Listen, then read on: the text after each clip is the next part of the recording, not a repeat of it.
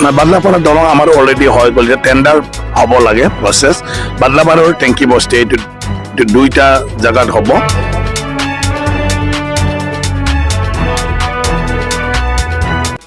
আজি আমি পানীৰী সমষ্টিৰ কেইটামান আঁচনি আমি উদ্বোধন কৰিলোঁ আৰু কেইটামান আমি নতুনকৈ কাম আৰম্ভ কৰিলোঁ তেনেকুৱা বহুত আমাৰ পানীৰী সমষ্টিত আমাৰ কি কয় চেংচন আৰু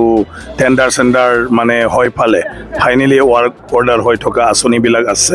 সেইবিলাক ইলেকশ্যন আহিছে কাৰণে যাতে ক'তো বাধা নহয় তাৰ কাৰণে মুখ্যমন্ত্ৰী ডাঙৰীয়াই এটা চবকে নিৰ্দেশ দিছে কি নিজৰ সমষ্টিত এই কামবিলাক আৰম্ভ কৰি দিব লাগে ফৰ্মেলি হিচাপে কৰিছোঁ তাৰপিছত আজি আমাৰ ননী চেৰপাং সমষ্টি BTCৰ বা মণ্ডলৰ আমাৰ UPPL আৰু BJPৰ ইয়াৰ কাৰ্যকৰ্তাসকল একেলগে আমি গেট টুগেডাৰ হৈ ভাত এসাঁজ খাইছোঁ নিৰ্বাচনো আহি আছে চব আহি আছে তো আমাৰ অঞ্চলৰ পৰা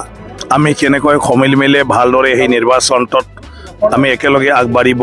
পাৰোঁ আগন্তুক নিৰ্বাচনটোত আৰু পুনৰ আমি কেনেকৈ ভালদৰে জয়যুক্ত হ'ব পাৰোঁ এইটোৰ ক্ষেত্ৰত চবৰে মানে দায়িত্ব কি আৰু সেইবোৰ আমি কেনেকৈ পালন কৰিলে আমি সহজভাৱে সেই নিৰ্বাচনটো খুব শান্তিৰে সব ৰাইজক এটা আস্থাত লৈ পাৰ কৰাই দিব পাৰোঁ সেই বিষয়বোৰ আমাৰ মাজত মত বিনিময় হৈ গ'ল গতিকে ভাল লাগিল আজি সব কাৰ্যকৰ্তাক এসাঁজ একেলগে গেট টুগেডাৰ হৈ খোৱাৰ নামত মই ইয়াত আহিবলৈ পালোঁ বাকী সব আৰু প্ৰগ্ৰেমবিলাক হৈ থাকিব 10 মাৰ্চত আমাৰ মুখ্যমন্ত্ৰী ডাঙৰীয়া আহিব পানীৰী সমষ্টিৰ ভেৰগাঁৱত আৰু সেইদিনা প্ৰায় 300 কোটিমান টকা 300 কোটিতকৈ বেছি টকাৰ মানে বিভিন্ন আঁচনিবিলাক তেখেতে ফাউণ্ডেশ্যন কৰিব আৰু বিশেষ কৰি দুইটা আমাৰ ডাঙৰ প্ৰজেক্ট আছে বগামাটিৰ পৰা আপোনাৰ আঁতৰিঘাট চোৱালা হৈ ফালে আমাৰ খাগৰাবাৰী শুক্লাই নদীত নতুনকৈ দলং তাৰপিছত আপোনাৰ মানে পানী খেলি হয় এইটো ভেৰগাঁও হ'ব 135 কোটি টকাৰ আঁচনি তাৰপিছত আমাৰ ওদালগুৰি বেংবাৰীৰ পৰা মানে খোকা বস্তি হয় আমাৰ টংলা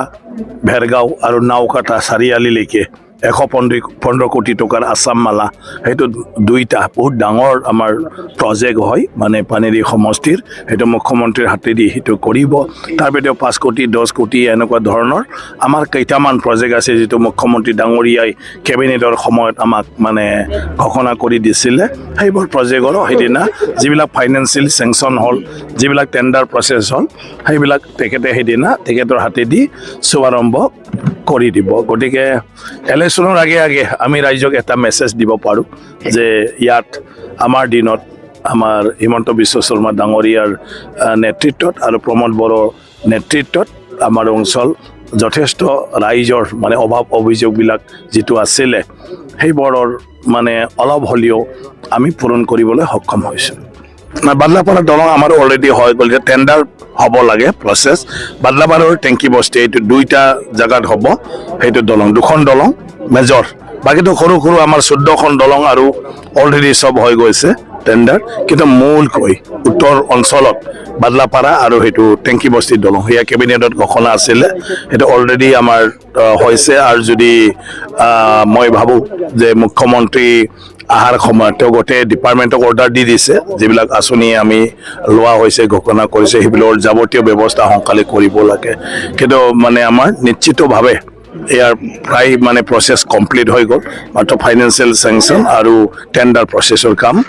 বাকী আছে গতিকে মই ভাবোঁ এইটো হৈ যাব মই এইটো অধ্যক্ষ এতিয়া মোৰ সমষ্টিৰ বাদে মই একো ক'ব নোৱাৰোঁ মোৰ সমষ্টিত আমি চবে মিলি ফালে একত্ৰিতভাৱে যাৰ আশীৰ্বাদত আমাৰ মানে নৰেন্দ্ৰ মোদী ডাঙৰীয়া আৰু হিমন্ত বিশ্ব শৰ্মা ডাঙৰীয়া আমাৰ পানীৰী সমষ্টি উন্নতিৰ পথত আমি গৈ আছোঁ আমি তেখেতসকলকে শক্তিশালী কৰিব লাগিব আৰু তাৰ কাৰণে যাকে তেখেতসকলে দিবলৈ কয় আমি পানীৰী ৰাইজে তাকে ভোট দিম এতিয়ালৈকেতো কেণ্ডিডেট ঘোষণা কৰা নাই গতিকে কালি পৰহি মই ভাবোঁ সেইটোও ঠিক হৈ যাব তেতিয়া সেই মৰ্মে আমাৰ পানীৰী সমষ্টি ৰাইজে একত্ৰিত হৈ ফালে ভোটদান কৰিব